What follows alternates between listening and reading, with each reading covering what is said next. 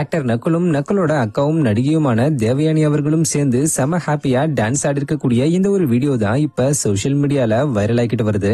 ஆக்சுவலா ஆக்ட்ரஸ் தேவயானிக்கு நேத்து 51வது பிறந்த நாள்ன்றதுனால அதை எல்லாரும் அவங்க வீட்ல செலிப்ரேட் பண்ணிருக்காங்க.